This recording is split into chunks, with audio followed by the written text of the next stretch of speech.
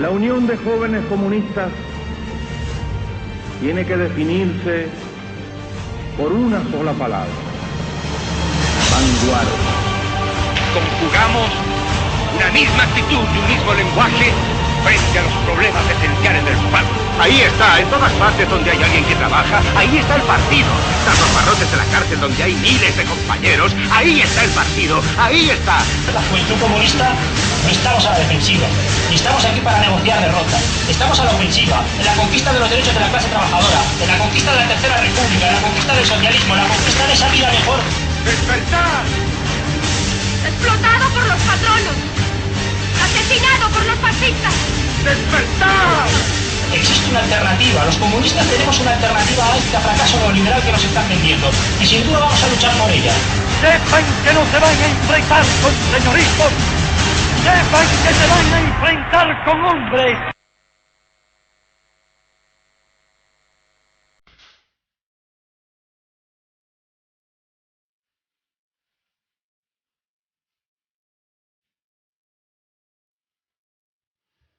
Martes 26 de marzo de 2013, programa número 21 de Iskra Radio. Hoy hablamos de la sanidad.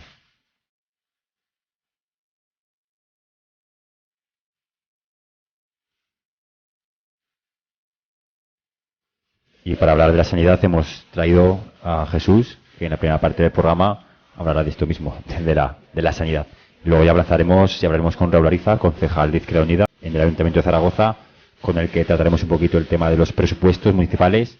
Así que os invitamos a que nos enviéis las preguntas que podéis tener hacia él en relación a este tema de los presupuestos.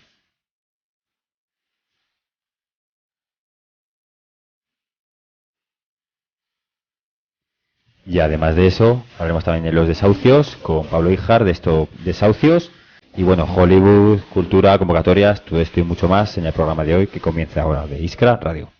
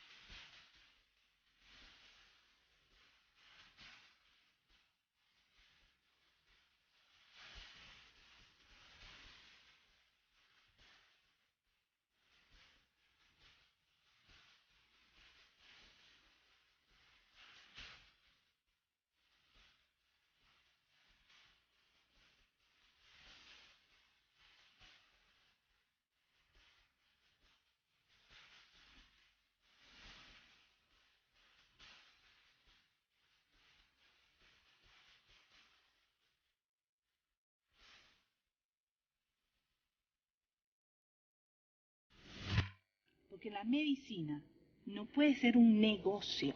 Es decir, la vida de un ser humano no tiene precio.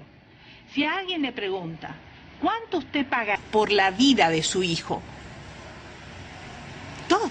Mi propia vida daría. Cada ser humano es importante. Cada vida es importante. Y se hace todo lo que se tenga que hacer para preservarla, para salvarla.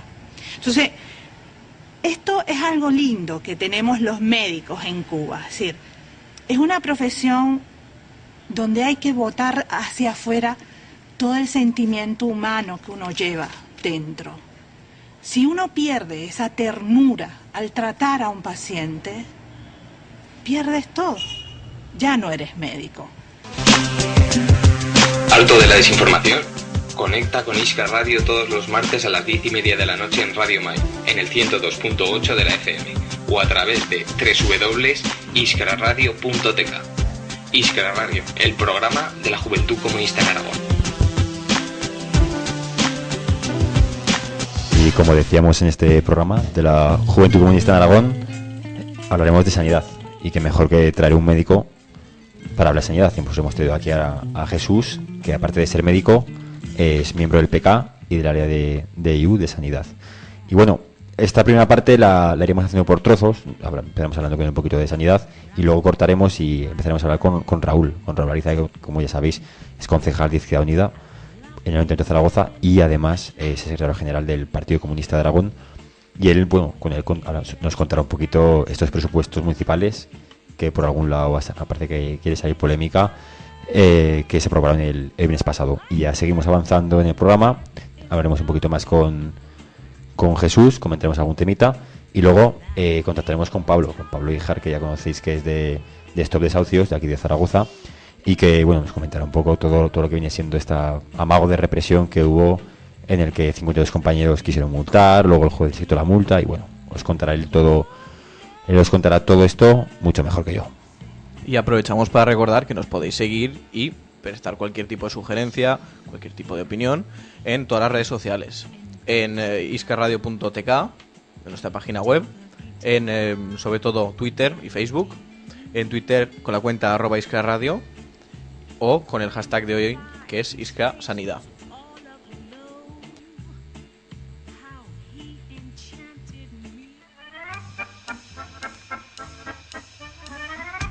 Porque un obrero sin trabajo, no importa que sea o no sea marxista, no importa que sea o no sea cristiano, no importa que no tenga ideología política, es un hombre que tiene derecho al trabajo y debemos dárselo. Si tienes algún problema en tu curro y necesitas asesoría laboral, puedes escribirnos a iskraradio@juventudes.org y nuestros abogados laboralistas intentarán ayudarte. Iskra y la UJC con los derechos de la clase trabajadora. Y esta clase trabajadora, aparte del derecho de trabajo, tiene el derecho a una sanidad digna. Así que para arrancar con este derecho a sanidad digna, vamos a saludar a Jesús. Jesús, buenas noches. Buenas noches, ¿qué tal? Como decíamos, Jesús es del Partido Comunista de Aragón y también trabaja en el área de Izquierda Unida. Y bueno, vamos a empezar a hablar del tema con lo sencillo, como siempre. ¿Qué pasa con la sanidad a día de hoy, Jesús? Bueno, pues básicamente tenemos un problema consistente en que desde hace algún tiempo ya ha iniciado este camino por los gobiernos del Partido Socialista Obrero Español y profundizado muchísimo más ahora. Estamos en un camino de privatización de la sanidad. En el último informe de una confederación regional de empresarios, no recuerdo exactamente cuál, pero decía más o menos que la sanidad es un nicho de rentabilidad económica no explotado en España. Entonces, que eso era intolerable en un sistema de libre mercado. Entonces, ellos pues elaboraban una serie de pasos para que esta discrepancia entre la realidad y la teoría capitalista pues dejara de suceder, de manera que la sanidad pues fuera, como son todos los aspectos de la vida en nuestro sistema, pues una fuente de lucro. Claro, el problema de esto es que la sanidad no puede ser rentable. La sanidad nunca puede ser rentable. La sanidad, no digo yo que tenga que ser deficitaria, no me atrevería a decir eso, pero una cosa es que no sea deficitaria y otra cosa es que sea rentable.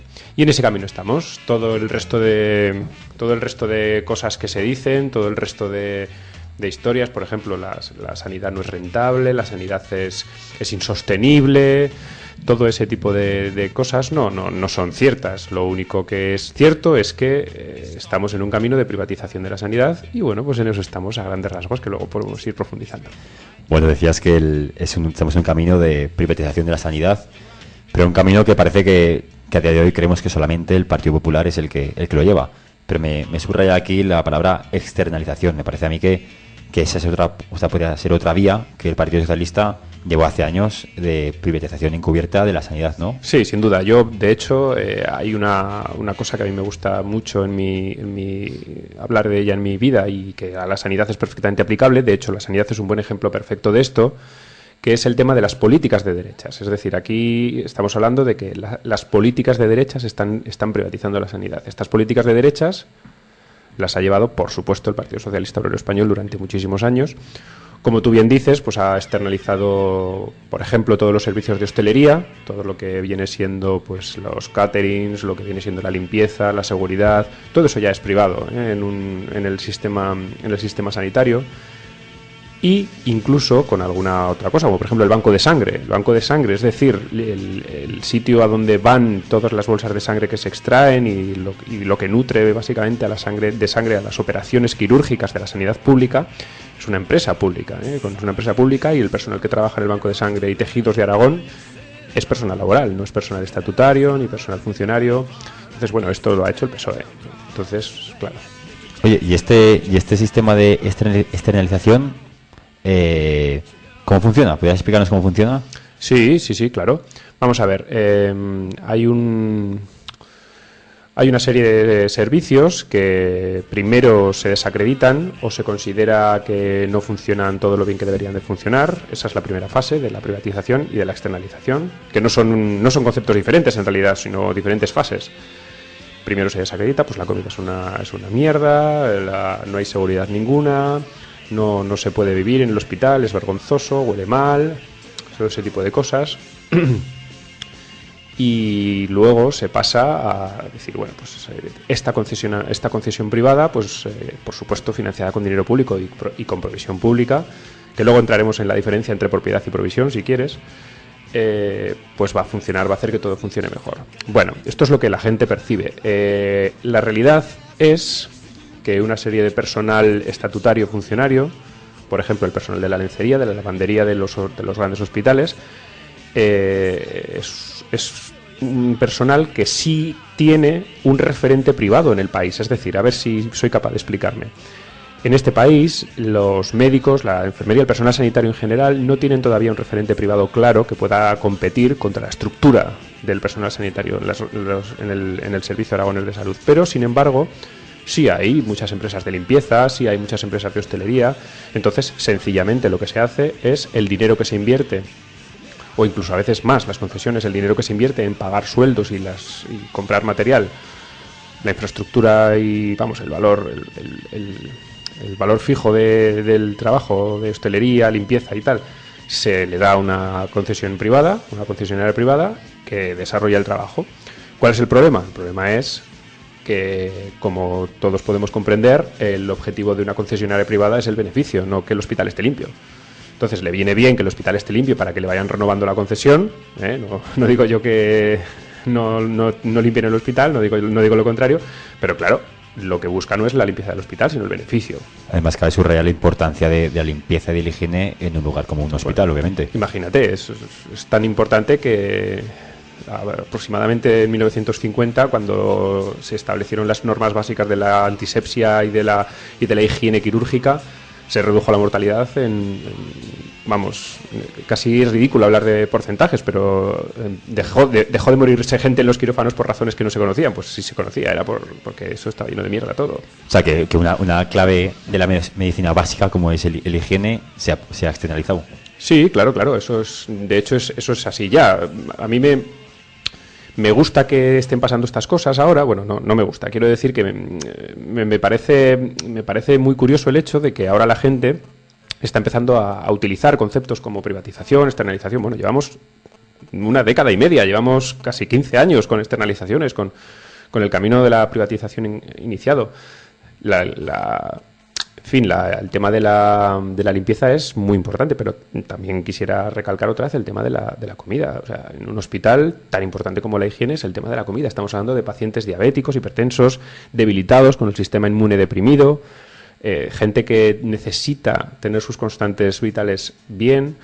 Y claro, eso requiere pues que haya gente que tiene que comer sin sal, pero sin sal de verdad, no sin sal como comemos en casa, sino sin sal de verdad. una comida hipograsa, hipoproteica, no sé si me explico lo que te quiero decir. Entonces, sí, unas condiciones diferentes que... Claro. Entonces, ese tipo de cosas pues ya son privadas, claro. Por supuesto, son las mismas que las que llevan la cafetería del personal, porque, claro, son empresas privadas, son concesionarias privadas que se ocupan de todo ese asunto. Me había apuntado aquí para hablar más tarde, creo que ahora puede ser buen momento, porque es una duda que tengo. Me hablas de la diferencia entre propiedad y previsión. Provisión. ¿Qué es la propiedad y qué es la provisión? Sí, vamos a ver. Vamos a ver si puedo explicarlo con un ejemplo práctico, si te parece bien. Mucho mejor. Yo creo que tenemos un ejemplo muy práctico en este momento, que es el Hospital de Alcañiz. El futuro Hospital de Alcañiz, que ha salido en todos los medios de comunicación ahora, que van a construir el nuevo Hospital de Alcañiz, y nuestro flamante consejero Oliván pues ha explicado que ese hospital se va a construir con una iniciativa mixta público-privada. Es decir, el hospital, el edificio, lo que es el edificio y el suelo en el que está, que se ha cedido, lo va a construir una constructora privada, ¿vale? Entonces, la propiedad de ese edificio, en principio, no tenemos todavía el convenio definitivo, no lo hemos visto el convenio completamente, pero la propiedad de ese edificio es del Salud. Pero alguna de las contraprestaciones, alguna de las cosas que va a recibir esa constructora privada a cambio es la gestión de todo este tipo de servicios, la limpieza, por ejemplo, y tal y cual. Entonces, en este caso, la provisión, es decir, la prestación de servicios es privada. La propiedad es pública, pero la prestación de servicios es privada. Es como si yo ahora monto un edificio con mi dinero y doy la oportunidad a otro de que se monte un negocio ahí y se forre con mi inversión. Claro, es exactamente eso. Para entender lo que está pasando en la sanidad española en este momento, y aragonesa por supuesto, hay que hacer un esfuerzo para entender, equiparar sanidad a cualquier producto comercial. Si tú, en vez de decir sanidad, dices tornillos, pues entiendes bien lo que está pasando, porque al final esto es de lo que se trata. Para Capio, que es la empresa que posee en este momento aproximadamente el 40% de la infraestructura sanitaria de Madrid, la sanidad es como los tornillos para la tornillería aragonesa. Entonces, pues ya está, eso es de lo que se trata. Como decías al principio, es un nicho de rentabilidad económica. Claro, es de lo que se trata. Al final hay una serie de personas que han decidido no, que se han dado cuenta de que la sanidad es un foco de rentabilidad en un momento en el que se está huyendo del ladrillo, se está huyendo de lo que ha sido el foco de la especulación capitalista durante las últimas 2 décadas. Entonces tenemos que buscar rápidamente un nuevo becerro de oro, y la sanidad pues puede serlo, claro, puede serlo. O sea, concluyendo, sería que la infraestructura la pagamos entre todos. Eso es. Pero el beneficio se lo quedan unos pocos. Es exactamente lo que es. Y aún encima con un derecho como es la sanidad. Claro, y lo peor de todo esto es que esto puede sonar escandaloso, pero lo peor de todo esto es que eso es un paso intermedio hacia lo que sería una privatización salvaje definitiva, que podría representar los sistemas pues como el de Alemania o el de Estados Unidos, en el que directamente la sanidad queda excluida del presupuesto real, porque luego resulta que en Estados Unidos tienen aproximadamente el presupuesto de sanidad es un 20% del presupuesto de la Unión. Un 20% del dinero presupuestario que maneja los Estados Unidos de Norteamérica es para sanidad. Pero hay aproximadamente 60 millones de personas que no tienen ningún tipo de cobertura sanitaria. Parece que también hay una contradicción escandalosa. Claro, sobre todo para los pacientes, para los dueños de los seguros médicos que controlan todo el tema del aseguramiento privado, no hay contradicción ninguna, ellos lo tienen claro. Luego no es solamente un paso al negocio privado, sino que es un negocio privado, pero que los medios de producción los pagamos nosotros. Sí, claro, por supuesto. Esto tienes que tener en cuenta que hay un concepto que yo creo que nosotros en una... En fin, yo sueño en una república federal solidaria. Nosotros hay un concepto que tendríamos que desterrar, que es el concepto gratis. Gratis no hay nada. Es decir, la sanidad es gratis. No es gratis en el momento de usarla. Pero la sanidad está financiada vía presupuestos generales, vía de impuestos sobre la renta. Entonces hay que tener en cuenta que nosotros ya estamos pagando la sanidad. Claro que estamos pagando la sanidad. Había un médico una vez, un compañero que me decía, hombre, pero es que tú quieres que los sanos paguemos por los enfermos. Digo, bueno, pues es exactamente lo que yo quiero. Entonces, sin embargo, lo que propone este modelo pues privatizador es que los sanos no paguen nada por su sanidad, o sea, por su salud, pero que se pague todo por la enfermedad. Entonces, pues hay gente que tiene el dinero para hacerlo y hay gente que no lo tiene.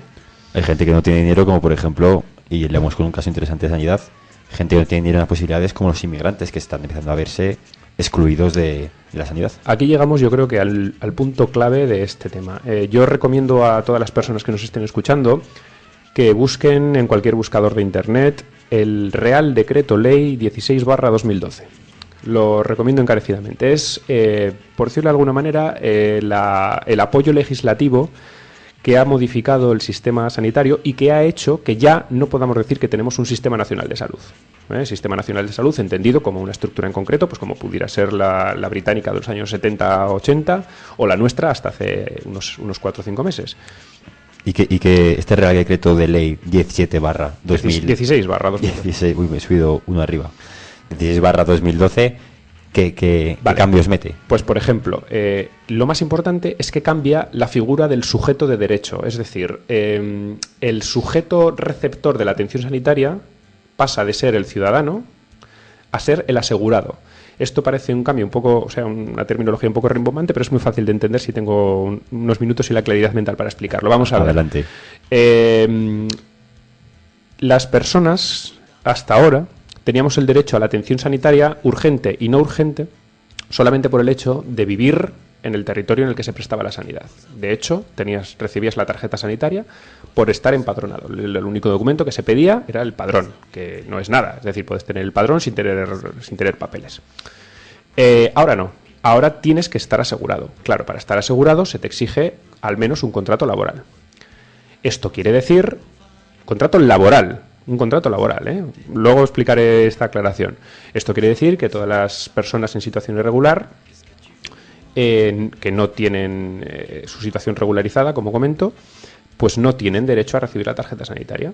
Sí que tienen derecho, por decirlo de alguna manera, a recibir la atención urgente, pero una cosa es recibir la atención urgente y otra cosa es que les va a ser facturada. Que les va a ser facturada. Es decir, pueden ir a un hospital porque, por ejemplo, tengan una colecistitis, una inflamación de la vesícula biliar, van a ser atendidos, si fuera necesario van a ser operados, pero luego los 8.000, 10.000 euros que ha costado esa atención van a serles facturados a ellos o por poderes,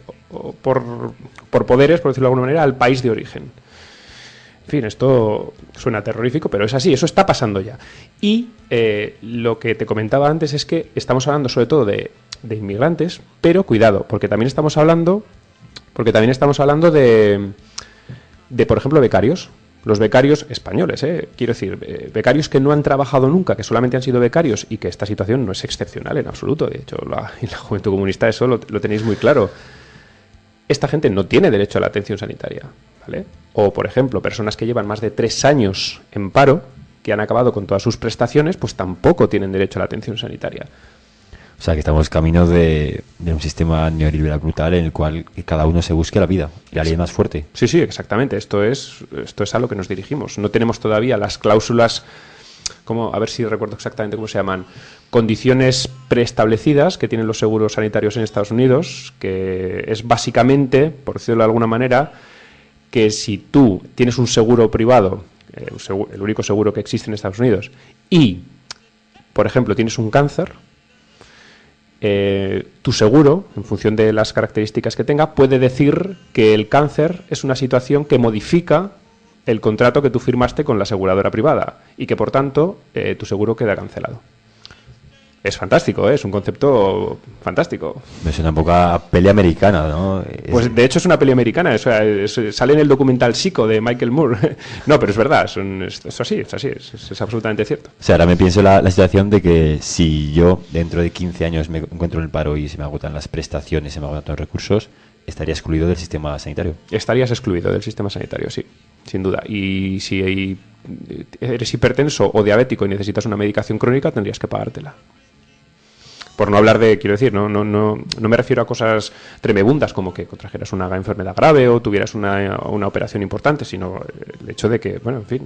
Sí, que hay gente diabética. Sí, claro, efectivamente, cualquier enfermedad crónica, cualquier medicación crónica, que la medicación es cara, la medicación vale mucho dinero, pues te la tendrías que pagar tú, claro, y estamos hablando de cientos de euros al mes.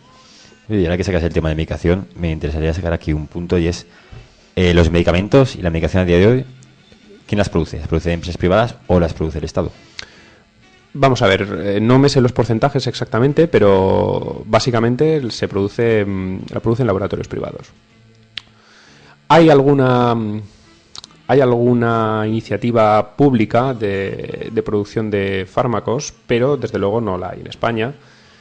La hay en determinados países, luego podemos poner algún ejemplo, pero aquí básicamente en España las medicaciones son de grandes laboratorios transnacionales, pues Roche, Pfizer, Novartis, todo ese tipo de laboratorios, Scripps Meyers, o sea, todos esos laboratorios que tienen sus sedes aquí, o en Madrid o cualquier otra filial, que producen los fármacos y que de hecho hay una cosa muy curiosa, o sea, los fármacos tienen una patente de, si no me equivoco, son 25 años. No recuerdo exactamente la fecha, pero si no son 25 años serán 15, pero bueno, una patente que caduca. De manera que al cabo de ese tiempo no hay que pagar derechos de producción al inventor de la molécula, del fármaco en concreto. No sé si me explico lo que te quiero decir. Por ejemplo, si tú tienes el colesterol alto, pues hay una medicación que se llama simvastatina, que es la que toma casi toda la población que toma medicación para el colesterol, que también podríamos hablar mucho de si hace realmente falta o no, pero bueno, y al cabo de esos años pues ya no tienen un laboratorio que quiera producirlo de manera genérica para que sea más barato, de más acceso, ya no tendría que pagar derechos. Pues bien, está absolutamente comprobado que 2 o 3 años antes de ceder la patente, un estudio milagroso descubre que hay una nueva molécula que mejora la efectividad del tratamiento. Claro, esa molécula no tiene los 25 años, esa molécula se convierte en la nueva panacea para el tratamiento y, por supuesto, no tiene todo el mundo que quiera distribuirla tiene que pagar a la matriz. Esto es un negocio, claro. Así siempre estamos dependientes del medicamento. Por supuesto. Así nunca, o sea, realmente así se crea una contradicción en la cual el medicamento no sirve para curar, sino sirve para estar dependiendo siempre del medicamento. Pues de sí, modo. Pues sí, y además, de hecho, hoy hablaba con un compañero porque estaba pensando en todo este tipo de cosas de cara al programa de esta noche, y estábamos comentando que a él un técnico de un determinado hospital de la comunidad autónoma le decía que a ver si soy capaz de explicarme bien, que los límites de determinadas cifras están pensados para que no se escape ninguna enfermedad. Por ejemplo, el colesterol. Colesterol alto quiere decir que tienes más de 220 de colesterol, por decirlo de alguna manera. Bueno, pues que eso en realidad no es tan alto. O sea que se puede vivir, por ejemplo, con 250, podría ser una cifra más que razonable.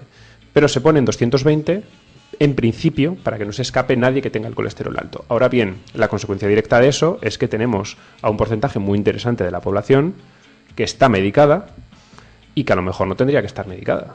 Estamos hablando de consumo cotidiano de medicación, que bueno, que eso es básicamente una manera de vender más medicación. Eso es una cosa que podríamos plantearnos también. Dejas muchos puntos abiertos y vamos a seguir hablando de ello, pero vamos primero a poner un pequeño temita. Hablaremos con Raúl los presupuestos y luego continuamos con esto de la medicación y que es todo interesante. Si los compañeros pinchan una canción y preparamos el Twitter.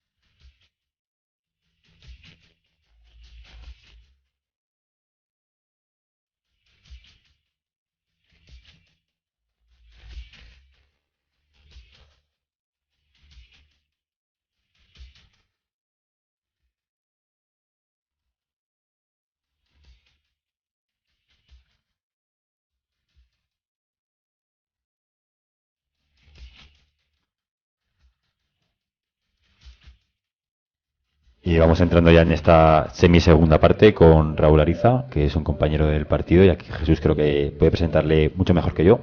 Bueno, pues creo que vamos a hablar ahora con el concejal de Izquierda Unida, uno de los concejales de Izquierda Unida en el Ayuntamiento de Zaragoza, Raúl Ariza, que además es el secretario general del Partido Comunista de Aragón y obrero de los que tienen las manos negras y el corazón brillante. Pues con este obrero con manos negras y corazón brillante vamos a hablar ahora, a ver si nos escucha. Raúl, buenas noches. Hola, muy buenas noches, ¿qué tal? Pues aquí estamos con Jesús hablando un poco de medicina y ahora queremos hablar contigo de estos presupuestos que se aprobaron el pasado viernes en el Ayuntamiento de Zaragoza, si es así, ¿no? Sí, bueno, se ha hecho la aprobación porque luego hay un mes para poder realizar acciones y enmiendas a este primer borrador que ha contado con el voto afirmativo de Izquierda Unida. Un voto afirmativo que veremos cómo queda al final el presupuesto. Todo apunta a que esas partidas económicas que Izquierda Unida implementó por más de 4,5 millones de euros con ámbitos tan específicos como generar empleo, una de las escasas competencias que se tienen desde los ayuntamientos, potenciar todo lo que la Diputación General de Aragón ha eliminado partidas económicas como pueden ser becas de comedor, garantizar formación para mayores de 45 años y para jóvenes a través del programa Learning, seguir contribuyendo a programas de protección animal, a las becas de comedor, que es casi medio millón de euros. Bueno, es una batería de propuestas que han intentado darle un giro social a las escasas competencias que se tienen en estos tiempos de crisis. Unos presupuestos que están hipotecados precisamente por las directrices que emanan el plan de estabilidad económica, o del plan económico-financiero, donde esos 903 millones de euros pues tienes que garantizar que poco a poco los vas devolviendo. 903 millones de euros que hasta el año 2037 no vence el último préstamo. Entonces, digamos que son un presupuesto de combate que no es nuestro presupuesto, sino es el presupuesto menos agresivo para los zaragozanos y zaragozanas, que nos permite las leyes de esta monarquía parlamentaria, secuestrada por el Banco Central Europeo, secuestrada para el Fondo Monetario Internacional y con el aplauso cómplice del gobierno estatal y del gobierno autonómico. Decías que hay 903 millones de euros que debemos el Ayuntamiento de Zaragoza y que estamos hasta 2037. Esa deuda suena en cierto modo impagable, ¿no? Bueno, realmente hay un plan de pagos. Nosotros todavía estamos recabando información sobre estos préstamos, a ver a qué obedecían cada uno de ellos, y lo que es cierto es que nos hemos encontrado con una cosa tremendamente chocante, ¿no? Tanto desde Izquierda Unida como desde el PC hemos venido denunciando. Los impuestos de los españoles y españolas, los zaragozanos y zaragozanas, una parte importante se va al Banco Central Europeo. Bueno, ese Banco Central Europeo presta ese dinero al 1% a la banca privada. La banca privada se lo presta a ayuntamientos, gobiernos autonómicos al 6,5%. Bueno, los últimos préstamos del gobierno autonómico de la señora Rudi fueron a cerca de un 8,5%. Estamos ante un círculo vicioso, ante una estafa perfectamente legal. Aquellos que en su momento ya denunciábamos las trampas que suponía el Tratado Constitucional Europeo, donde el Banco Central Europeo no tiene ningún tipo de control democrático, sino que obedece a los intereses del capital. Bueno, pues nos encontramos como ese dinero que va a los ciudadanos a través de los ayuntamientos y los gobiernos autonómicos tiene una quita por el medio pues de más de un 5,5%. De hecho, en estos préstamos, cuando hablábamos de intentar renegociar la deuda para intentar bajarlo, bueno, pues los préstamos a largo plazo oscilaban entre un 0,3% y el 1,5%, pero los préstamos de ZP y de Rajoy son al 6,5%. Entonces, bueno, realmente la capacidad inversora, mientras estás devolviendo ese dinero a los bancos privados, mientras estás devolviendo ese dinero, no te permiten realizar inversiones. Por eso, por lo que nosotros desde luego desde Izquierda Unida decimos que no son los presupuestos de Izquierda Unida, son los presupuestos que la banca nos permite realizar. Porque realmente, bueno, en este modelo de Estado que desde luego nosotros no compartimos, son las cartas marcadas que nos reparten. No son los presupuestos que desde luego Izquierda Unida considera que son los necesarios para esos tiempos de crisis. La banca es la que hace la quita. Decías que la banca hace la quita y que Izquierda Unida no está de acuerdo del todo con estos presupuestos. Así que me gustaría introducir aquí un tema siempre muy conflictivo, y es traer una explicación de si Izquierda Unida tiene esta postura un poco más agresiva en sentido más social, porque pacta o porque vota a favor del PSOE en estas circunstancias. Bueno, porque realmente son los únicos presupuestos posibles en esta monarquía parlamentaria y en las instituciones burguesas. Si, por ejemplo, nosotros nos negáramos a votar estos presupuestos, el mecanismo es bastante perverso. ¿Qué es lo que sucedería? Bueno, el gobierno del Partido Socialista lo que haría sería retirarlos, los prorrogaría, el capítulo 2, del que dependen muchas empresas, muchas entidades sociales, no se podría ejecutar, y el gobierno municipal lo que haría sería plantear unos presupuestos suyos, sin esos casi 5 millones de euros que Izquierda Unida ha logrado menear, unos presupuestos que o lo votas o votas una moción de censura. Bueno, nosotros siempre hemos dicho y siempre hemos defendido que en política económica el Partido Socialista y el Partido Popular se llevan muy poquito. Es cierto que el Partido Popular, en esta deriva salvaje actualmente que lleva de privatizaciones y de destrucción del estado de medio-estar, sí que es diferente al Partido Socialista. El Partido Socialista también guardaba un poquito las formas. Por eso digo que el no apoyar los presupuestos lo que nos habría llevado habría sido al final o comernos unos presupuestos pactados por PSOE y PP, que ya sabemos lo que eso supone, porque una de las han sido varias las premisas que hemos puesto antes de sentarnos a negociar el presupuesto. Premisas que todavía no se han cumplido, es decir, que no se descarta que Izquierda Unida modifique el sentido del voto de cara a la votación definitiva, como son el mantenimiento del empleo, que no haya despedidos de funcionarios interinos que están realmente en el aire. Ya poco a poco vamos arrancando esos compromisos para que ese personal al que nos pretenden retirar las competencias no se vea en el paro. Otro de los objetivos que teníamos, se cumplió porque sabían que es que si no, no íbamos a ver ni el libro que nos presentaban, era que se mantuviera el capítulo 2, es decir, todas esas empresas que compañeros y compañeras nuestros trabajan en empresas privadas para realizar determinados servicios públicos, y hablo de transporte urbano, hablo de limpieza viaria, que no se redujeran. ¿Por qué? Porque inmediatamente lo que hacen las empresas privadas es los recortes que vienen del ayuntamiento, aplicarlos no a su margen de beneficios, sino al bolsillo de los trabajadores y trabajadoras, de nuestros compañeros y compañeras que nos han generado este saqueo sistemático y organizado de las cuentas públicas. Y otra de las premisas que pusimos encima de la mesa antes de abrir el presupuesto era la congelación del billete del autobús durante el año 2013, que es competencia del gobierno, pero como al gobierno le gusta de vez en cuando repartir esa mala gestión heredada de la que él también es responsable, bueno, pues ahí poco podíamos hacer desde el Pleno. Una mayoría plenaria no puede modificar lo que es una decisión del gobierno.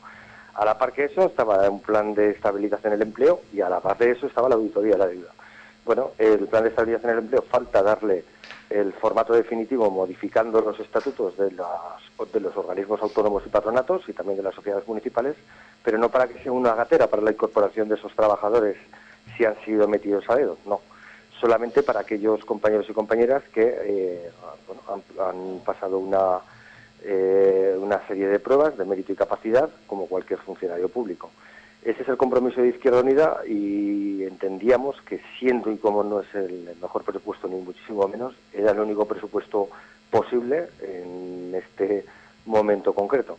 La verdad es que si hubiéramos tenido la mayoría absoluta habríamos meneado más dinero, pero los compromisos con los bancos, las leyes perversas, ese golpe de Estado constitucional que el Partido Socialista y el Partido Popular dieron modificando el artículo 135, que te dice que el primer dinero se lo tienes que entregar a los bancos antes de atender a los ciudadanos, dejan muy poco margen. Por eso, a la vez que hemos teñido un poquito de rojo el presupuesto, teñido, hablo solamente de teñido, seguimos combatiendo un modelo de Estado que no nos gusta, un modelo de sociedad pasiva, y queremos, lo que pretendemos buscar es que realmente la ciudadanía tome las calles y tome las instituciones, y eso a través de un proceso constituyente en el que realmente la economía se ponga al servicio del pueblo y no lo que está pasando actualmente, que todos y todas somos súbditos de los bancos.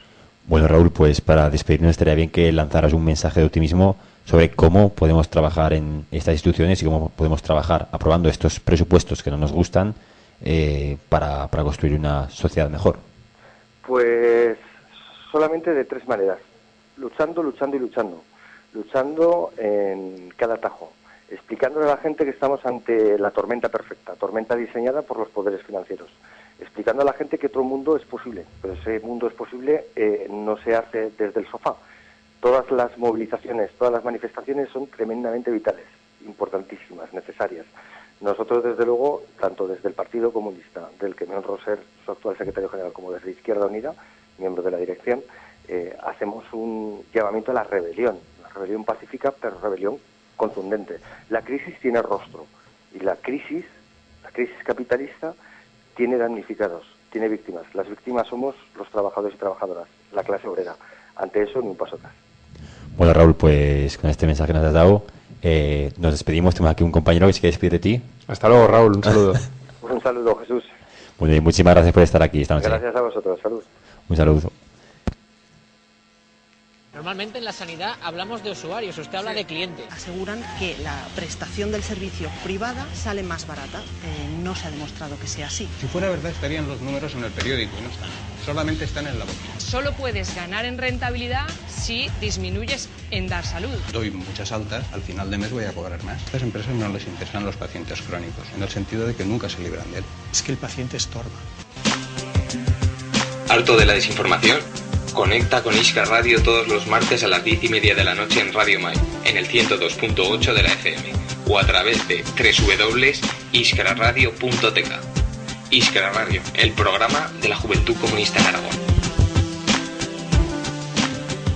Y nos quedamos con esta reflexión final de Lucha, pero antes de esta reflexión de Lucha me ha dejado pasmado esta idea en la que los presupuestos se encuentran secuestrados por esta estafa que es el pago a la deuda, que la deuda vuelve a prestársete, que parece algo muy muy actual, pero que es algo que no está en el 2013, esta trampa de la deuda, sino que es más antigua, ¿no? Sí, bueno, me gustaría compartir con toda la audiencia un texto del libro de la lucha de clases en Francia, de Karl Marx, escrito en 1850, repito, 1850, es un pequeño párrafo que, si te parece, paso a leer. Adelante. El incremento de la deuda pública interesaba directamente a la fracción burguesa, que gobernaba y legislaba a través de las cámaras. El déficit del Estado era precisamente el verdadero objeto de sus especulaciones y la fuente principal de su enriquecimiento. Cada año, nuevo déficit. Cada 4 o 5 años, un nuevo empréstito. Y cada nuevo empréstito brindaba a la aristocracia financiera una nueva ocasión de estafar a un Estado mantenido artificialmente al borde de la bancarrota. Este no tenía más remedio que contratar con los banqueros en las condiciones más desfavorables. La lucha de clases en Francia, Karl Marx, 1850. Han pasado 163 años, pero el texto es completamente adaptable al día de hoy, cambiando la palabra, creo que aristocracia. ¿No es así? Sí, o no. No. Y en esta trampa de la deuda nos quedamos atadas en los servicios sociales, tales como la sanidad, que es el que estábamos hablando. Y la sanidad también se ve afectada con estos recortes, y además de ser recortada, es privatizada. Porque ya que estamos diciendo de recortes, se ha notado la carencia de nuevas plazas de médicos, de enfermeras o de auxiliares en la sanidad. Sin duda. Esto es una de las cosas que más se está notando. Están, por ejemplo, ha habido un par de sectores del sistema aragonés de salud que han sido informados de que sus 22 días de vacaciones, los 22 días reglamentarios de vacaciones, estoy diciendo, no van a ser sustituidos. Es decir, el tiempo que ellos estén de vacaciones, de las vacaciones a las que tienen derecho, por supuesto, por estar trabajando, sus pacientes ya no van a tener un médico sustituto. Entonces, o el resto del equipo se hace cargo de esos pacientes, o ya esos pacientes durante el tiempo de las vacaciones no van a tener cobertura sanitaria normal, no urgente. En eso se ha notado, por ejemplo. También se ha hablado mucho de las prejubilaciones, 2.000 prejubilaciones se ha dicho que va a haber.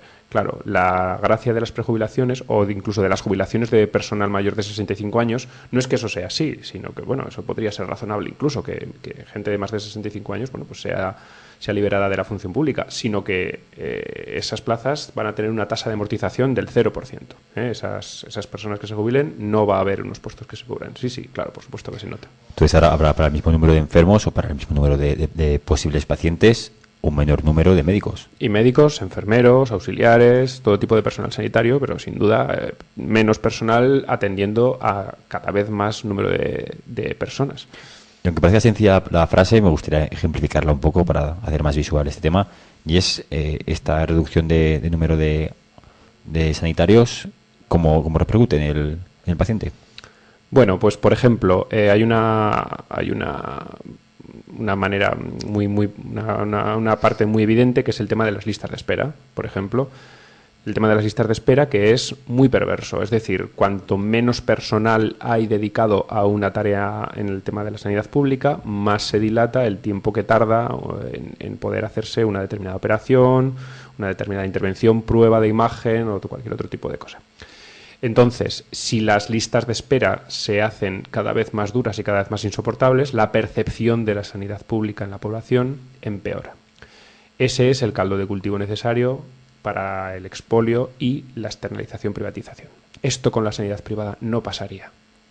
Además, por otro lado, el tiempo de espera del enfermo puede agravar la enfermedad. Claro, sin duda, claro. Estamos hablando de que hay pruebas de imagen que cuanto antes se hagan mejor, claro, sí, esto es así. Tampoco es así siempre, pero es así generalmente, sí. Y me quedo sobre todo con la reflexión de que cuando la crítica que hay hacia lo público, cuando parece que va mal o parece que ha sido forzado, que va mal, pero sin embargo últimamente en las últimas encuestas está empezando a valorarse mucho más ya no tanto la sanidad, pero sobre todo la educación. Los servicios sociales parece que se empiezan a poner en valor mucho más ahora, cuando se ven las orejas al lobo. ¿Existe una percepción de la sociedad, como tú como médico crees que hay una percepción de la sociedad como que empezamos a valorar un poco más estos servicios sociales? Bueno, esto los clásicos lo llamaban las condiciones objetivas. Yo sí estoy de acuerdo con lo que dices, pero también creo que hay mucho camino por recorrer.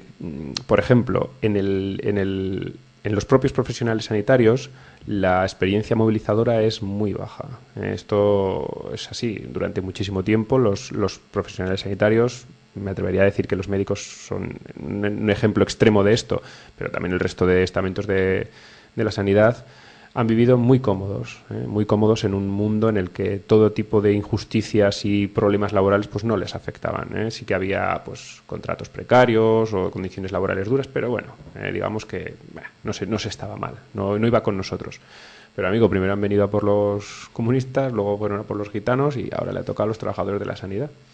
Entonces sí que poco a poco se va percibiendo que los servicios sociales, los servicios esenciales, pues cumplían algo más que una función cosmética. Lo que pasa es que, claro, esos servicios se conquistaron con lucha, no fueron otorgados. Entonces, en fin, recuperarlos va a costar lucha también. No va a ser que venga el PSOE y nos devuelva la sanidad pública. Esto no va a ser así. Decías que pueden existir en la sanidad condiciones laborales precarias. ¿Hay muchos ejemplos de condiciones laborales precarias en el mundo de los profesionales sanitarios? Sí, por supuesto. Por ejemplo, comentábamos antes de venir que hay profesionales, compañeras enfermeros y enfermeras que bueno, son contratadas por tercios de jornada, por ejemplo. Esto quiere decir que trabajan un tercio de la jornada laboral, están en su casa, van un tercio de jornada laboral y se vuelven a su casa. O, por ejemplo, que son contratadas por 2 tercios de jornada y partidos los 2 tercios de jornada en puestos de trabajo diferentes. Esto es una cosa habitual, no es una cosa excepcional, ni extraña, ni yo escuché una vez a una que le pasó. No, esto es normal, esto pasa mucho. Me atrevería a decir que todas las enfermeras o han pasado por esto o conocen a alguien que ha pasado por esto. Los médicos, pues teniendo en cuenta que también hay contratos de guardias, de refuerzos, pues que no hay oposiciones, que se han convocado en 18 años, se han convocado 2 oposiciones. Bueno, pues todos los contratos, la mayor parte de los contratos son de interinidades, comisiones de servicios, sustituciones, en fin. La precariedad en este momento yo diría que es la tónica dominante en los contratos del personal público del sistema laboral de salud. Cuando hablabas de este tema de la que se contrata por horas, parecía un poco las condiciones que te dan en una ETT, en una empresa de trabajo temporal. Sí, claro, es así. Lo que pasa es que incluso yo ahora conectaría esto que me estás preguntando con lo que te decía antes de la falta de cultura movilizadora dentro del personal sanitario, porque, en fin, tú vas a una ETT, te dicen, pues ahora tienes que irte 2 horas a descargar ese camión y luego pues ya vuélvenos a llamar. Entonces tú sabes que eso es una basada, tú sabes que es una injusticia y que las ETTs están sangrándote. Pero le dicen a una chavala que está en su casa, oye, vente aquí 3 horas y media, que te hacemos este contrato por 3 horas y media y ya está, y a tragar. Y nadie dice nada. Entonces, eso sí que es verdad que, en fin, eso se está modificando, poco a poco va cambiando, poco a poco la gente empieza a pensar que a lo mejor no es normal que vaya todo el día como puta borrastrojo, a lo mejor no es normal, a lo mejor hay gente que se organiza para hacer cosas diferentes, pero va a costar todavía un poco. Y en base a esta organización, para hacer cosas diferentes, ya que estás en el área de sanidad, de Izquierda Unida, dentro de este área se está empezando a trabajar en un proyecto sanitario alternativo.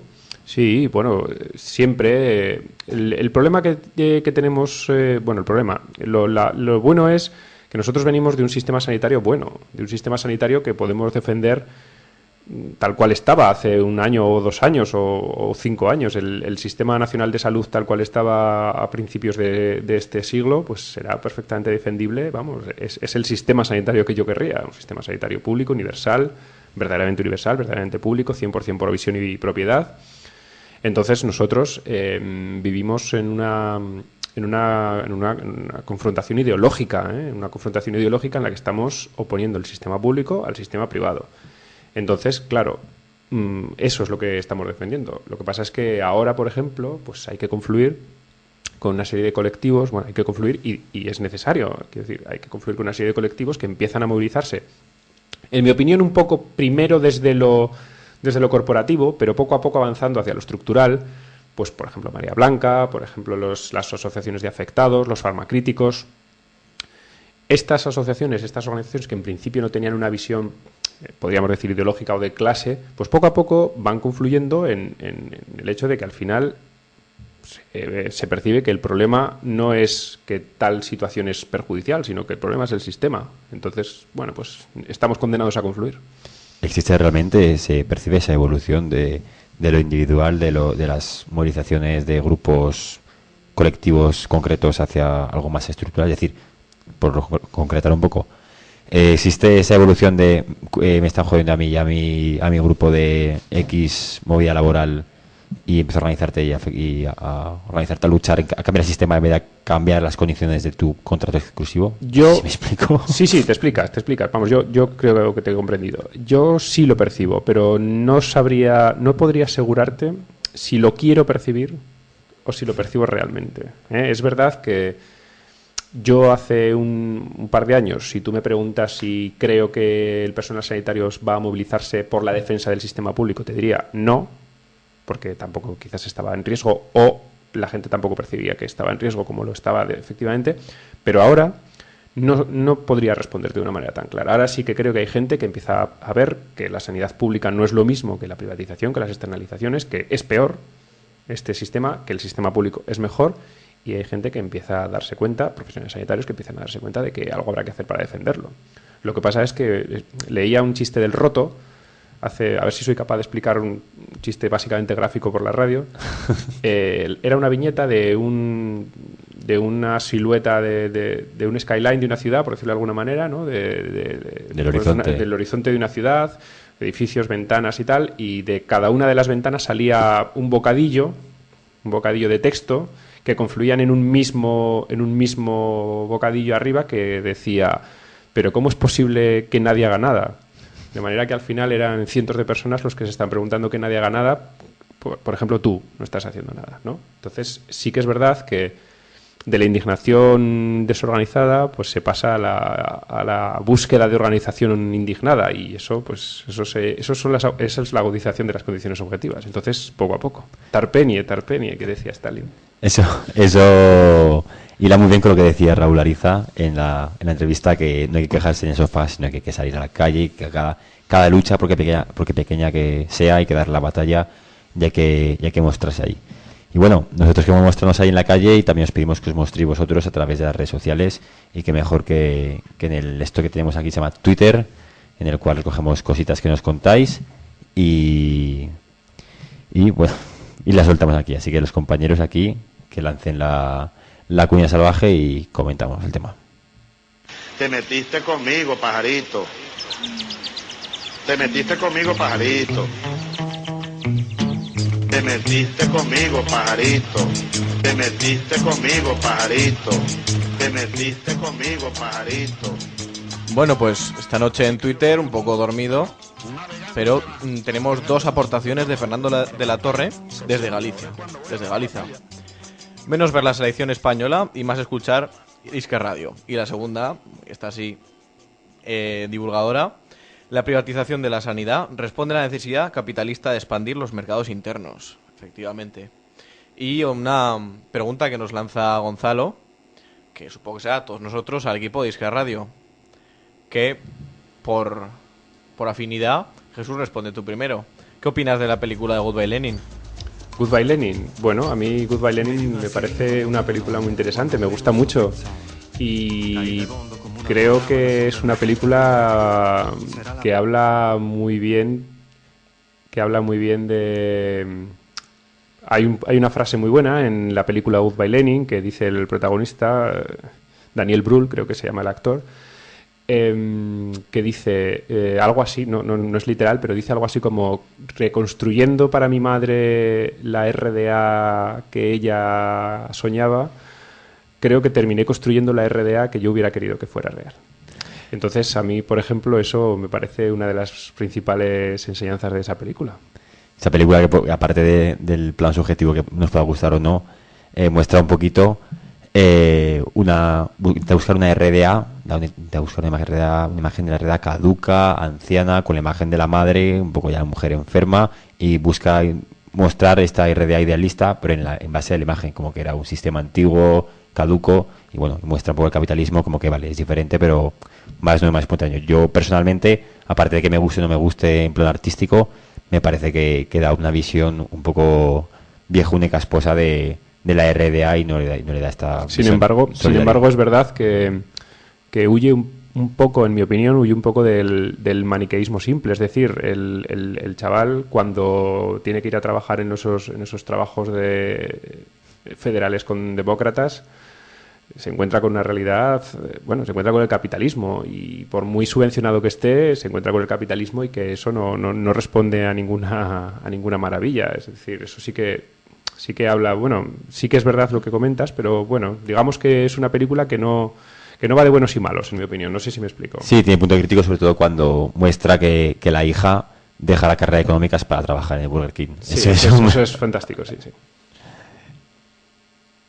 Bueno, y si tienes, compañeros, algún tema más, pues gracias por dejarme mudo. Si tienes alguna más de Twitter, darle caña. No queda nada de Twitter, así que vamos a dejaros con un tema de Juan Luis Guerra, el Niágara en bicicleta.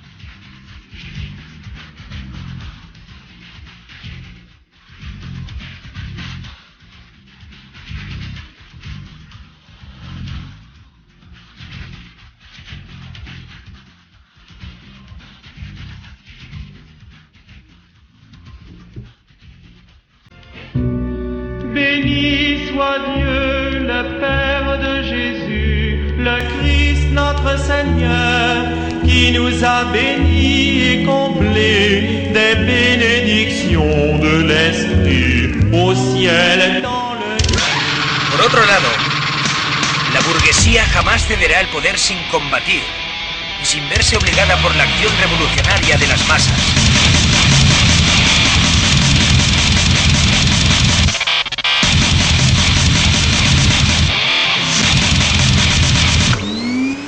Por eso, el problema principal de una estrategia socialista es crear las condiciones objetivas y subjetivas que hagan posible la acción revolucionaria de las masas, sin la cual no es posible que la burguesía pueda ser combatida y vencida. Combatida y vencida. Y vencida también organizándose nosotros y cada uno, y organizándose. Un buen ejemplo de organización es Pablo, que tenemos aquí, que Pablo es, como ya sabéis, de partido y aparte es de Stop Desahucios, que están haciendo una labor encomiable. Estuvo aquí hace unos 5 programas, creo que fue en el 16, y nos estuvo hablando de desahucios un poquito. Y bueno, en el programa pasado, si recordáis, hablamos que a 52 compañeros se los habían cogido la policía en una acción en la calle y les habían prácticamente denunciado y los habían mandado a juicio. Y bueno, el juez había decidido, bueno, no voy a contar más, me voy a callar como siempre, y mejor que Pablo hable él. Así que Pablo, buenas noches. Hola, buenas noches. Buenas noches. Pues bueno, estaba hablando de lo que había pasado aquí con la CAI, así que mejor que presentes tú el problema que hubo y la solución que se ha dado. Bueno, pues es muy simple lo que ocurrió, y es que estos desahucios ocupó de forma pacífica la sede central, la oficina central de CAI Caja 3, en el Paso Independencia, y bueno, como consecuencia de aquello, resultaron 52 personas imputadas, entre las que había 2 periodistas, y bueno, pues esa denuncia penal parte de un atestado, o sea, esas diligencias se abren porque hay un atestado policial y luego hay una denuncia la cual emitida por el responsable de negocio, el camarero en ese que se llama, de CAI Caja 3, y la responsable de seguridad. Yo creo que es la presión social y la presión que empiezan a sentir incluso en sus propias oficinas, de gente que les acude muy enfadada a plantearles que por ahí no se puede continuar, y esa misma mañana pues mandan un escrito al juzgado pidiendo que se archiven. Y bueno, el juez el lunes, con independencia del escrito de la denuncia, lo que hace es archivar o sobreseer las diligencias, y bueno, se acaba en principio este proceso de imputación penal para 52 compañeros por coacciones y por ocupación ilegal de inmueble. Y eso es un poco un resumen muy rápido, y el objetivo principal, que no se nos olvide, porque muchas veces nos centramos más en los juicios, en estas cosas, pero lo importante de todo es que esto lo iniciamos para paralizar los procesos de ejecución hipotecaria de CAI Caja 3 en los juzgados de Zaragoza, y que se abre una negociación colectiva con 30 y pico familias, y bueno, el objetivo se ha conseguido, el negociar y el abrir una negociación con la paralización de procesos mientras se negocia. O sea que el fruto de esta lucha es, primero, el más importante, que es el empezar a negociar con la CAI, y por otro lado hemos conseguido parar esa represión que ha habido y darle la vuelta y dejar en papel mojado esas denuncias. Eso es, una compañera Raquel lo definió como una pataleta de CAI la denuncia. CAI o los directivos fueron muy miopes y no se dieron cuenta que el gol ya se lo habíamos metido una vez que estábamos dentro, ¿no? Con la prensa, con nosotros mismos cubriendo el evento, es decir, que todo el mundo se enteró en el momento. Se lo tenía muy difícil de taparlo, y bueno, yo creo que escogieron quizás la peor de las soluciones, y evidentemente se les ha vuelto en contra, ¿no? Y justo se ha forzado lo que ellos en un principio no querían, ¿no? Porque ellos siempre se habían negado, y hay que resaltarlo, que se habían negado a estar con nosotros en una reunión, porque un argumento de que mentimos y gritamos, aunque parece esto de patio de recreo, pero es el argumento expresado porque se negaban a reunirse con nosotros. Y bueno, hoy es el día que se han tenido que sentar, y esto no quiere decir que se haya solucionado el tema, ni mucho menos, ni que la negociación vaya a terminar ni bien ni mal, ¿no? La negociación de momento está iniciada. Lo único que ha hecho la Asamblea es, bueno, pues de momento aprobar el inicio de la negociación, dado que sí que se cumple el primer requisito que hemos puesto, ¿no? Que es que se paralicen los procesos de ejecución mientras se negocia, pues para poder negociar tranquilamente y impedir varias aún así, a una costa de toda esta presión mediática que estamos viendo a favor de de la paralización de los desahucios, porque se me escapa una. Continuamos viendo que existen desahucios y que existen los sistemas financieros siguen queriendo chupar un poco más ahí la sangre. Parece que podemos empezar a frenar los desahucios ya de una vez, o parece que se resisten demasiado. Bueno, la situación no ha cambiado mucho, todo va muy rápido y sí que hay cambios, pero no ha cambiado en general. Es decir, es verdad que las entidades financieras tienen mucho miedo a desahuciar físicamente a las familias, sobre todo cuando detectan que estas familias están organizadas en las PAO, en estos desahucios, pero no es menos cierto que, sin embargo, en los procesos de ejecución en los juzgados se están incrementando. Es decir, que no quiere decir que no se produzcan, aunque se sigan produciendo, y todos los días estamos viendo imágenes de intentos de desahucio que se sigan produciendo, pero sí que es verdad que las entidades están relajando lo que es el desahucio físico, pero sí que se están quedando las casas igualmente. Entonces, es una cuestión pues importante, ¿no? En el sentido de que tratan, por ejemplo, que hay Caja 3 en esta negociación siempre ha mantenido y mantiene en público que ellos no desahucian, ¿no? Claro, si la pregunta es, ¿vosotros no abrís procesos de ejecución hipotecaria contra la gente? La respuesta sería otra, ¿no? Y claro, dices, bueno, yo no te voy a ejecutar ahora, no te voy a lanzar, pero el juzgado ya tengo aquí subastada la vivienda, ya la tengo adjudicada, solo tengo que esperar el tiempo que sea necesario para al final mandar un lanzamiento judicial, ¿no? Es decir, el desahucio físico de la familia de la vivienda. Entonces, ya te digo, incluso da la sensación de que como la banca o el sector financiero está viendo que es posible, bueno, va a ser seguro una modificación legal de la ley hipotecaria. Otra cosa es que en qué sentido es, y como la ILP que planteamos las plataformas de afectados y estos desahucios, o bien si es como la que propone el gobierno, y bueno, ahí veremos por dónde termina, pero como esto espolea pues que las cajas y los antiguos cajas ahora bancarizadas y los bancos estén acelerando algunos procesos de ejecución por evitarse que mañana la ley hipotecaria cambie y les quite posibilidades. Bueno, y Pablo, pero no obstante estamos viendo que hay pequeños signos de victoria, ¿no? Como se han rajado ahora la CAI y el juez ha pasado de la sentencia, y bueno, y lo más importante, se han sentado a negociar la CAI estos procesos de desahucio. ¿Empezamos a ver ya cierta luz al final del túnel? ¿Vemos la victoria cerca o hay mucha lucha por delante? Bueno, CAI se ha sentado porque no le ha quedado otro remedio, entonces eso es lo primero que hay que tener claro. Ya decíamos que hasta hace una semana mantenían eso, es más, esta semana en el Perico Aragón salía publicado que han mandado una circular interna a sus empleados diciéndoles que hay sindicalistas, plataformas de afectados y medios de comunicación interesados en mentir y desprestigiar la CAI, que tienen que cerrar filas, etcétera. Así que no, yo creo que no es que veamos mucha luz, pero hombre, la lucha sí que sirve. Esto es una victoria, y bueno,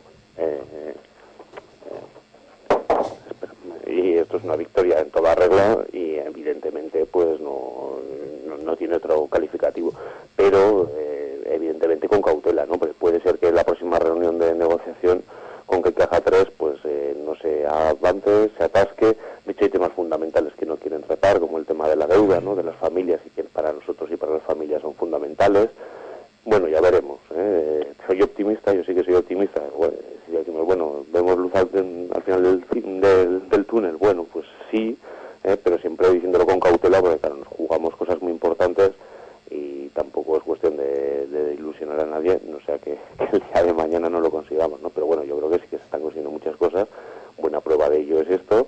Y bueno, paralizar los procesos de ejecución durante un mes, bueno, es verdad que no soluciona el problema, pero sí que es una demostración de intenciones por parte de estos desahucios de que si se quiere alcanzar algún acuerdo con nosotros o aliviar la presión que sufre la entidad, pues evidentemente pasa por ahí, ¿no? Por dejar de echar a la gente de sus casas. Bueno, Pablo, pues con este mensaje de lucha nos gustaría cerrar esta pequeña conversación con que nos lanzaras un mensaje de optimismo final, un mensaje que la lucha sirve y que adelante. Así que te dejamos aquí unos últimos minutos para que nos des otro aliento más de ánimo y de optimismo a todos los que están luchando. Pues nada, yo suelo decir que la lucha sirve, que la lucha es más organizada desde abajo y de forma democrática en el más puro y cristalino sentido de esa por aquellos que padecen los problemas y quieren ponerle solución, y que bueno, que esta lucha que estamos realizando y que estamos planteando las payas de desahucios es paralela a otras peleas y luchas que estamos viendo en la sociedad, y que bueno, que yo creo que no queda otra, es decir, no hay más margen que pelear y unirse. No sabemos dónde vamos a llegar, pero sí que sabemos dónde vamos a llegar como nos demos la pelea, y va a ser una sociedad totalmente aniquilada, totalmente vendida, y seguramente, pues como definirla, pues sería una sociedad sin dignidad. Bueno, Pablo, pues muchas gracias por estar aquí esta noche con nosotros. Venga, muchas gracias a vosotros. Venga, un abrazo. Bueno, pues interesante lo que decía Pablo, interesante sobre todo este mensaje que parece que con la lucha se consiguen cosas, ¿no? Y esperemos que esta lucha también vaya llegando un poco al sector de la sanidad. Sí, me ha parecido muy interesante cuando le preguntabas al respecto de cuáles son las perspectivas de optimismo o de no optimismo por el tema de la lucha. Me ha parecido muy interesante porque yo lo conecto con mi respuesta a tu pregunta de antes de cómo veo el tema de la movilización en sanidad. Sí que es verdad que parece que damos pasos adelante en el sentido de que la ciudadanía empieza a entender que vive algo más que un problema puntual o que problemas independientes de los demás, y que empiezan a tener la visión de querer organizarse de una manera más colectiva para dar una respuesta global a una crisis que es global, como global es el capitalismo que la genera. Entonces, sí, me he sentido bastante identificado con esa cautela al responder a la pregunta de si vemos luz. Y sobre todo también esto recuerda lo que estamos hablando antes cuando leíamos el periódico, que no solo el juez desestima lo de la PA, lo de la plataforma de desahucios, sino también el convenio que había hecho FETICO y FASGA, así es, en el convenio de grandes almacenes, que nos estuvo hablando compañero hace aquí una semana, si recordáis, que nos invitó a hacer la peineta a los de FETICO. Es otro ejemplo, ¿no? Muy bueno, sí, de que la lucha da puntos de victoria. Sí, marca el camino. Son dos hechos que han marcado el camino. Pablo comentaba el tema de esta compañera de la plataforma que decía que ha sido una pataleta. Yo estoy bastante de acuerdo. Han hecho un poco el ridículo con este aspecto. Ha sido un movimiento completamente a la defensiva y de alguna manera lo ha sido porque la ciudadanía organizada ha estado a la ofensiva. Y lo mismo con el tema de la FECOT, que se ha opuesto a la firma de este convenio con FASGA y FETICO de los grandes almacenes, que ha sido tachado de ilegal por el Tribunal Superior de Justicia de Aragón. Entonces hay que volver a hacer el convenio. Entonces, claro, incluso han tenido que poner en la nevera un poco la campaña de movilizaciones que tan solo habían empezado, y solamente con ese inicio de campaña ha sido suficiente para que se remuevan las bases del convenio firmado. O sea que estamos viendo que no es inútil, pero claro, hay que movilizarse. Bueno, pues vamos a cerrar ya el tema de sanidad, que vamos saltando y vamos brincando de lado a lado en este programa que hemos hecho un poco sui generis. Así que lanzamos un último mensaje en torno a la sanidad, con un punto de vista siempre optimista. Nos gusta cerrar estos temas que le decimos a la gente que en torno a la sanidad hay posibilidad de una sanidad pública para todos. Hay posibilidades de una sanidad pública para todos. Es tan claro como el hecho de que la teníamos hasta que nos la dejamos robar.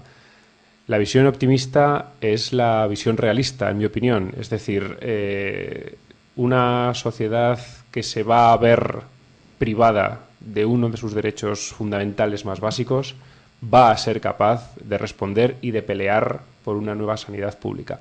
Y no solamente te doy optimismo en ese sentido, sino que te lo doy en el sentido de que yo creo que esa sociedad deberá ver que la lucha no solamente es por la sanidad, sino por todo un sistema global, o no será posible. Así que optimismo global. Optimismo a tope. Y lanzamos ya la sección de siguiente, así que el compañero, cuando quiera, que arranque. Autogestión de los centros de trabajo. Creación de guarderías para los hijos de las obreras. El pueblo tomando decisiones sobre todo. Laicidad total y abolición de las deudas. ¿A qué te sonaría esto ahora mismo? ¿Una comuna hippie del Pirineo? Esto sí, ¿a qué puede sonar? A mí me suena a un libro a una obra de teatro de Marx en el Soho. Pues todo eso nos podía sonar a lo que has dicho. Sin embargo, fue una de las medidas revolucionarias tomadas hace 142 años en la Comuna de París. ¿Y por qué las nombramos ahora? Porque en el mes de marzo de 1871 se estableció en la capital francesa la primera experiencia de autogestión de los trabajadores y de revolución socialista. Duró poco más de 2 meses, pero abrió todo un camino llevado a la práctica el pensamiento de Marx, con las particularidades de la coyuntura al momento: una situación económica fatal, una ciudad abandonada tras la guerra perdida contra Prusia, tanto por el ejército invasor como por el propio. Momento que aprovechó la población parisina para establecer una comuna de carácter socialista y democrático. El ejército francés acabó con esta experiencia práctica del socialismo que, según Engels, al dislocar el ejército, las instituciones y el parlamentarismo tradicional burgués y establecer el control de los trabajadores sobre los órganos administrativos y productivos, creó un embrión de una sociedad comunista, destruyendo el Estado en el sentido represivo del término.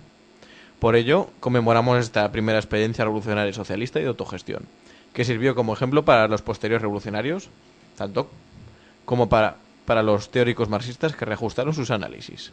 Lectura recomendada, prácticamente obligatoria: La Comune de París, de Marx, Engels y Lenin. ¿Algo más que apuntar?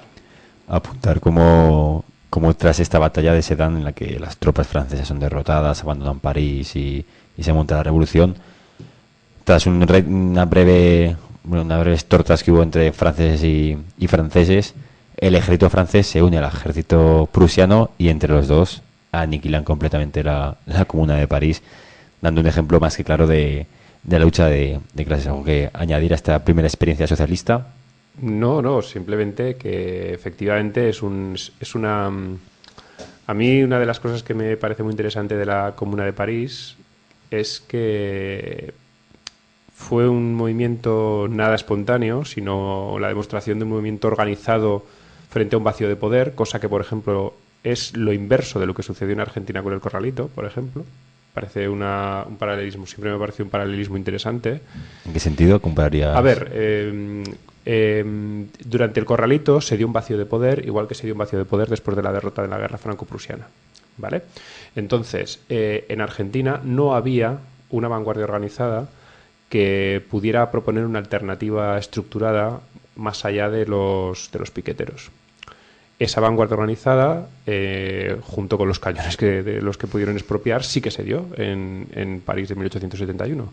Entonces, allí se produjo una estructura revolucionaria. De alguna manera, otra comparación, aunque sin vacío de poder, sino como respuesta a un bienio más conservador, es lo que se produjo en la Revolución de Asturias en 1934 en España. Serían elementos en los cuales la asfixia de las clases subalternas por parte de las clases dominantes da lugar a la agudización de las condiciones objetivas y a la necesidad de organización.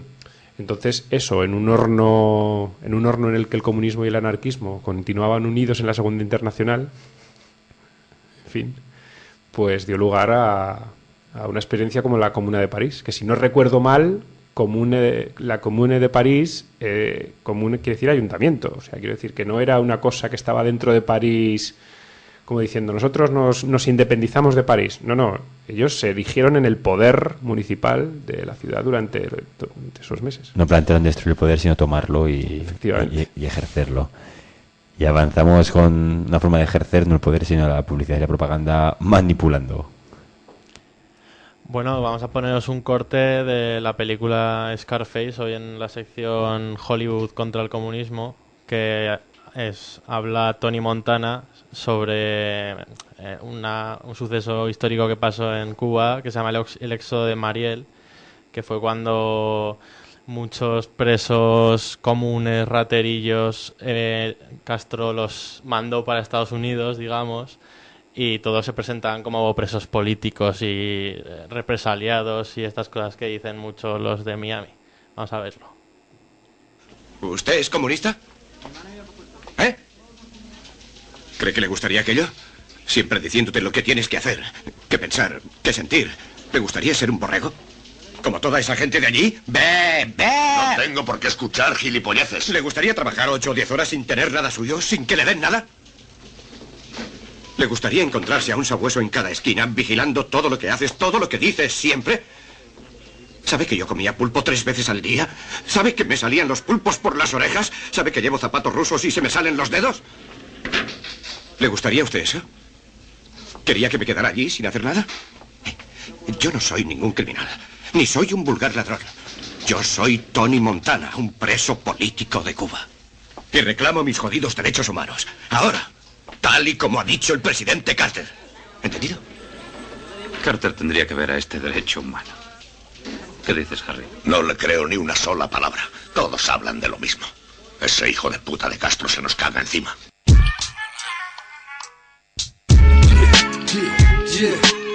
Los chicos del maíz 2012. Cultura y compromiso.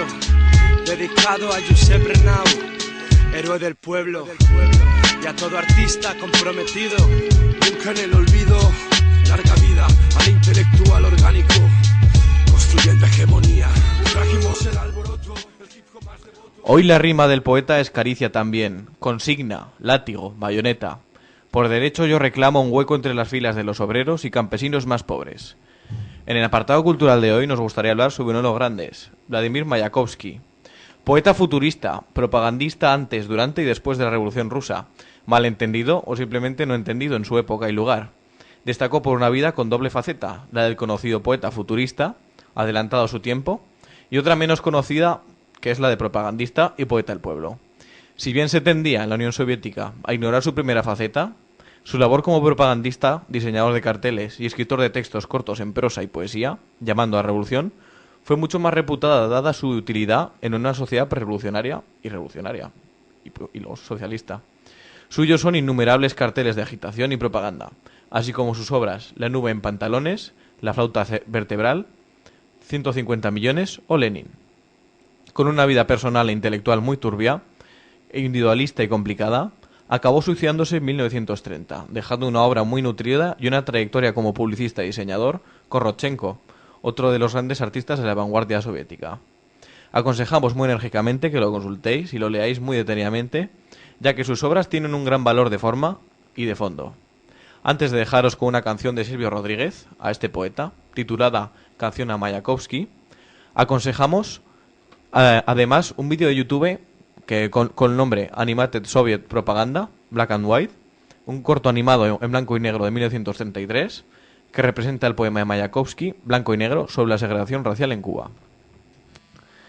Y bueno, vamos cerrando ya el programa. Y antes de ponernos el tema de Silvio Rodríguez, breves apuntes más. Agradecemos también a Pablo Iger, que ha estado con nosotros aquí hablando de desahucios, a Raúl Ariza, que hemos estado hablando con él, y a ti, Jesús Floró. Muchas gracias. Ha sido un auténtico placer y una alegría muy grande, me lo paso muy bien y nada, cuando queráis repetimos. Pues repetiremos. Y bueno, esta Semana Santa, a todos los compañeros del OJC que vayáis al Congreso, nos veremos ahí estaremos todos del equipo, que muchos son delegados, excepto un servidor que va de cocinitas. Así que esperamos vernos ahí, hablaremos y compartiremos un poco de tiempo. Esperamos saludaros. Y cerramos el programa con un apunte que nos gusta hacer siempre, y es que la utilización del género masculino que hemos hecho a lo largo del programa no implica de modo alguno la exclusión del género femenino en el lenguaje. Recordamos desde aquí de Iskra y reiteramos nuestro compromiso inequívoco por la igualdad plena entre sexos, aunque también reconocemos que es difícil en el castellano, debido a sus herramientas lingüísticas, la inclusión del género femenino siempre, debido al tema del neutro y el tema del masculino, que algún día hablaremos. Así que esto es todo. Sabemos que... ¡Uy! Me he liado. Mañana subimos al podcast el programa, ya por la noche supongo que estará en Iskra TV, y ya al día siguiente, el jueves a las 12, volvemos a emitir el programa. Y ya finalmente el martes tenemos el especial sobre el Congreso. Entonces hablaremos un poquito del Congreso y hablaremos de más cosas aparte del Congreso. No seremos tan frikis. Nos vemos la semana que viene. Muchas gracias por estar ahí y buenas noches a todos.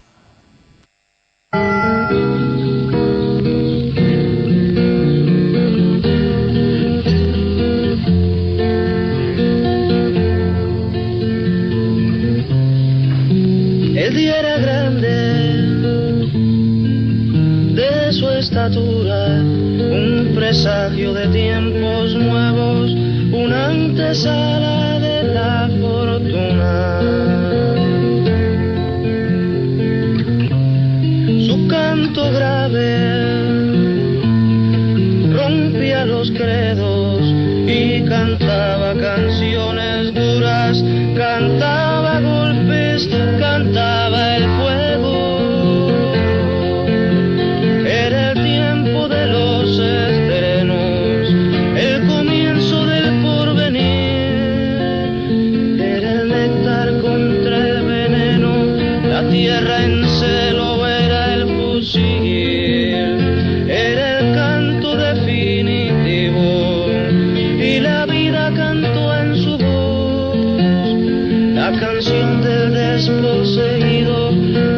canto bueno del buen cantor.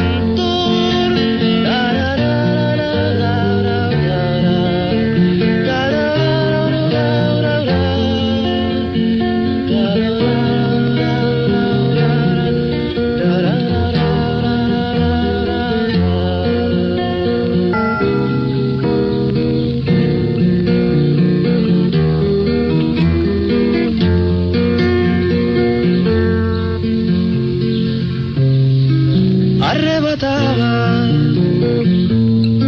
la poesía de los cuellos para el encaje y untaba en Mauser la canturía. Rompía las sedas y los ropajes y teñidas de rebeldía, rojas banderas le hacían de paje. Era el tiempo de los estrenos, el comienzo del porvenir. Era el néctar contra el veneno, la tierra en celo era el fusil. Era el canto definitivo y la tierra cantó en su voz la canción del desposeído, el canto bueno del buen cantor.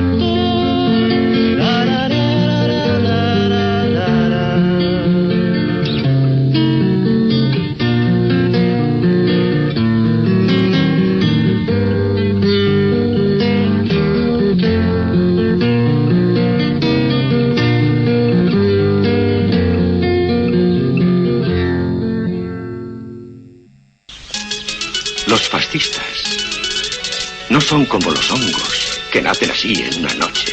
No. Han sido los patronos quienes han plantado a los fascistas. Los han querido, les han pagado. Y con los fascistas los patronos han ganado cada vez más, hasta no saber dónde meter el dinero. Y así inventaron la guerra. Y nos mandaron a África, a Rusia, a Grecia, a Albania, a España.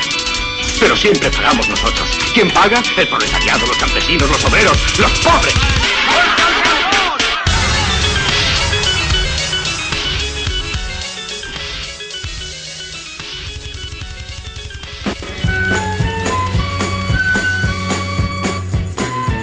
Le Vietnam brûle et moi je hurle Mao Mao.